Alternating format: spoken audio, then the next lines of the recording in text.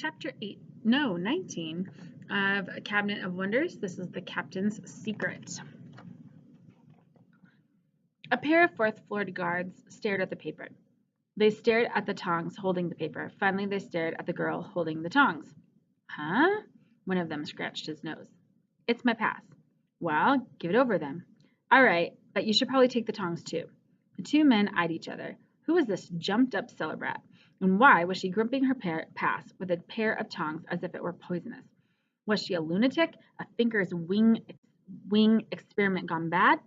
What in the blazes do we need the tongs for? My mistress is Countess Irenka December. She wrote the pass. The first man scrunched up his face in confusion, but the second one muttered something in his ear. The first man winced. Fine, hand over the tongs. But as the girl tried to pass the tongs, the folded note slipped to the ground. Ugh, blast, growled one of the men. Give him here. He snatched the tongs and bent over, trying and failing miserably to pick up the pass. His fellow guard smirked. Ugh, there, on his fourth or fifth try, the guard triumphantly held up the crumpled piece of paper secure in the tongs' grip. The other guard clapped slowly, sarcastically. The guard with the letter stopped smiling. How do we open it? One guard held the letter with the tongs, and the other tried to unfold it with his penknife, knocking it to the ground. Swearing loudly and long, neither of them noticed a dark shape slip by and dash down the hall to hide behind an enormous window curtain. The two guards continued to fumble with the pass, growing increasingly irritated. Give me them tongs. Why, so you can drop the pass again? Give me my penknife back. The girl gave them tongs to me, didn't she? Right, and she's such an expert judge of character. Let's nominate her for the lion's paw. In the end, one of them managed to unfold the note by placing an edge of it under his boot and slipping the tongs into the crease. Flipping over the first fold, he gripped the pass and held it high, keeping it a good distance from his face. Fourth floor clearance, it read, followed by a postscript saying that the assistant should check out library books. It was signed by Irenka December, 6th Countess of Krumlov, and it bore a seal showing a white ermine. The card heaved a long-suffering sigh, and the paper wafted into the air. Go on, then. He handed the tongs and letter back to the girl, who solemnly accepted them. She walked down the hallway. Petra was very pleased with herself. She had grown up in a village with busy adults and a long-winded schoolmaster, so she had had many opportunities to practice faking other people's handwriting. But working for Iris gave Petra a new edge in the art of forgery. Petra had learned that sorrel vinegar mixed with salt can make the strongest ink vanish. To produce the right kind of pass, all Petra had to do was apply the vinegary juice to the word third and write the word fourth in its place. The only problem was that sorrel vinegar lightens the color of paper as well as making the ink on it disappear, so a close look can easily reveal that a letter has been tampered with. Remembering Sir Humphrey Vitek's reluctance to touch paper handled by Iris, Petra cooked up a plan that would get her past the fourth floor guards and provide enough distraction so that Neil could slip past them as well. Petra walked down the corridor that would take her north. Her feet echoed on the gray-veined marbled floor. She tried to stay focused even through the splendor around her. Ancient suits of armor and round-bellied Chinese faces balanced on pretty tables begged for her attention. It was also hard to ignore Neil as he followed her up the hallway, dashing from one set of window curtains to the next. They had decided to break into the captain's bedchamber during dinner time, when he was likely to be away and there would be few people in the halls. What about your job? Petra had asked Neil. Had been Neil's dismissive response. I'd give him the slip all the time. Easy as breathing. A valet passed Petra in the hallway, giving her a doubtful look. Neil stayed behind his curtain. The valet shrugged and walked on. Otherwise, the hall stretched emptily before them as they headed west. When they reached the chambers at the northwest corner, they spotted a room whose doorknob was a snarling boar's head. Neil put one eye to the keyhole, screwing the other one shut. Then he took a small glass out of his pocket and pressed one end against the door, holding the other to his ear. Nodding briskly, he moved his fingers over the door, and they heard a click. Checking the hallway to make sure no one was there, Petra slipped in after Neil. She held her breath, hoping that the captain of the guard was happily stuffing food in his mouth somewhere far from here. They shut the door softly. The captain's bedchamber was a suite. They had entered into an empty drawing room. A door to the bedroom was at the opposite end. Did Sadie say where he keeps it? It'll be right by his bed. Neil whispered, It'll be right by his bed. That ain't a safe spot to keep all your secrets. Nobody knows you can suck the secrets out of a worry vial. Everyone thinks they're reliable, and you'd better not tell anyone otherwise. Neil unlocked the bedroom door. Think of all the krona you could get from blackmailing. His eyes were wide. Not now. She opened the door, and there, right on the nightstand, was a fat black bottle. Petra reached into her pocket for a flask of water. She uncorked the worry vial and poured the water in. How long do we have to wait? Neil scooped up a pile of coins from off on the dressing table. Neil, she hissed, put that back. What for? I want to get something out of this too. But the captain will notice the money's missing. So he'll think one of the servants took it. Exactly, one of the servants. Don't you care that one of the servants will get in trouble? Nah, not really. Even if the servant is your sister who cleans the room? Oh, yeah, right. He sighed and put the money back on the dresser. Can't figure out why she didn't take it herself. Just steal something the captain won't notice is missing for a while, will you? Neil began inspecting the room, pulling open drawers and peeking inside trunks. I hate to repeat myself, but how long is this going to take? I don't know. She placed her palm over the worry vial's opening and took the bottle, hoping that agitating the water would make the process go faster. It's not like we got time for taking tea and biscuits. Agreed, Astrophil spoke up. Petra, we should get out of here as soon as possible. See, the spider thinks so too. All right. She poured the treated water back into the flask it came from. She was gratified to see that the water was very dark. Not quite black, but it will have to do. The worry vial had a sort of grayish color to it now. From her pocket, Petra pulled the bottle of India ink, which she had mixed with the algae earlier in the day to make the ink stick to the glass. She tipped the black liquid into the vial. Not exactly wanting to walk around the castle with a black hand, she bent down and pulled up her petticoat. She held the beige cloth over the opening of the vial and shook it so that the ink coated the inside of the vial, letting her stained petticoat fall. She poured the leftover ink back into its original container. She stoppered the worry vial. Now it looked almost exactly the way it had when they entered the room.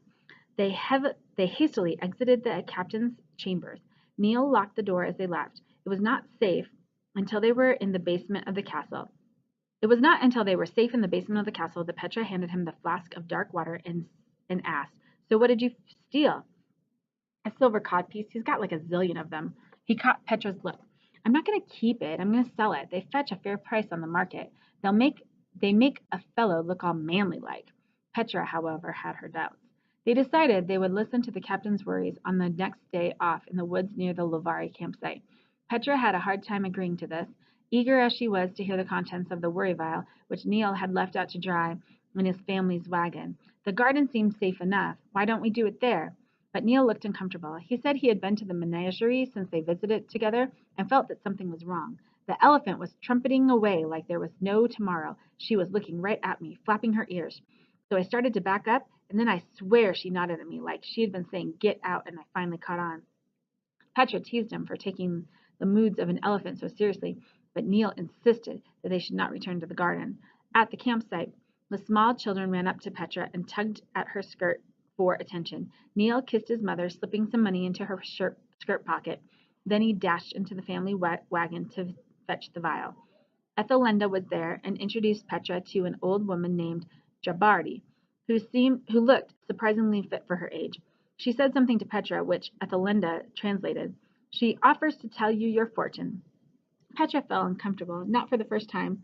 She was glad that she seemed to have inherited her father's gift rather than her mother's.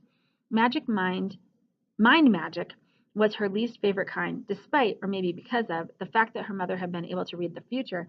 The very thought of magic like the second sight, sighing, or mind reading made her feel as if something were weighing her down. Like the time she got sick, and Dita piled blankets on top of her until Petra couldn't move. She could only lie there, breathing and sweating.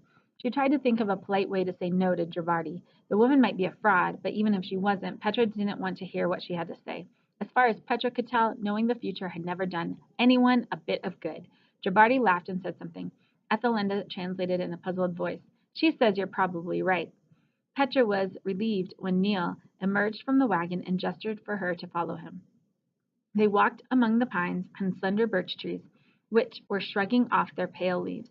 When they were a good distance from the campsite, Neil pulled out a bottle Petra had given him. No liquid remained in it, just dust. Petra tipped the dust into her palm and stirred it with her finger.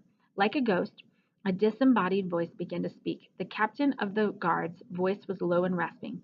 And we took them to the dungeons, and we let them starve first. Then the voice droned on, telling Petra and Neil of horrible things: torture, murder, large graves, and missing limbs.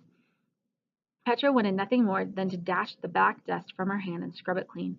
Nausea and a sense of despair welled up in the back of her throat. Her eyes stung with unshed tears, and she wanted to make the voice stop, but she kept her hand still until they stopped. Tomorrow night we will seize the clockmaker, Fiala Brashek will remove his eyes and put a spell on them. She says the prince wants them for his collection, to lock up in his cabinet of wonders. Petra flung the dust to the ground. She began scraping earth over it.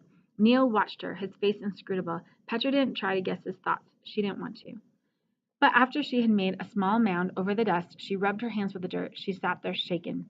Neil stood up first. He turned around, walked a few paces, and stopped, spat, then kept walking. Petra followed him, but at a distance. She let him disappear into the trees ahead of her. Without having said anything, they understood that both wanted to be alone. Petra, she said nothing to the spider. She did not want to listen to more voices. You cannot change what happened. But now, he said, but now you know where Master Chrono's eyes are. You can do something about that. Petra didn't know what she would have said to this, if indeed she would have replied at all. A rustle of leaves interrupted their one-sided conversation. She spun around. Well, well, Gaji, what brings you back to our neck of the woods? It was Emil. He looked at ease, one arm slinging a brace of rabbits over his shoulder, the other loosely hanging by his side. You speak Czech, she said wearily. I do. I understand it too. And from what I understand, what you just planted there, he nodded into the trees which hid the grave of the captain's secrets, is a sickness. Even now, the ants in that bit of earth are tunneling far away from it. Not a blade of grass will ever grow there. And what I wonder is, who is this girl who brings her poison among my people and buries it in our earth? This land does not belong to you, Petra said. I don't care if it doesn't. Petra started to turn away when Emil trapped her wrist with his free hand. The rabbit still hung nonchalantly over his shoulder. If it weren't for the fact that Petra's hand was seized in a vice-like grip, anyone watching the scene would have thought that Emil was completely relaxed. What I do care about, he said, is Neil and his mother and his sister. And now I may be an ignorant gypsy, he smiled, his teeth shining like a blade against the blackness of his beard. But I think that you have invited Neil to play with your poison. You are involving him in something. I don't know what it is, but I don't like it. She twisted in his grip and felt her wrist burn. Neil's his own person.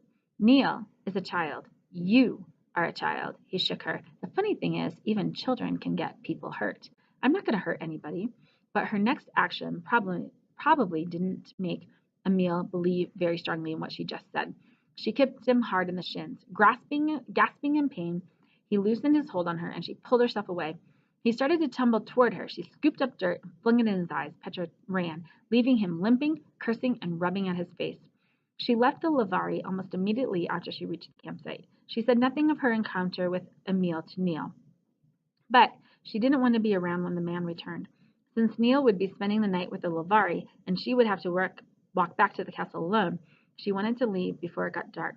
Neil nodded. Turn up at the stables the morning of the party, he said. We have to plan. But as Petra walked up the hill, she decided she would not meet Neil on the day of the birthday celebration. She would search for the Cabinet of Wonders by herself, not because Emil had frightened her, but because what he had said was right.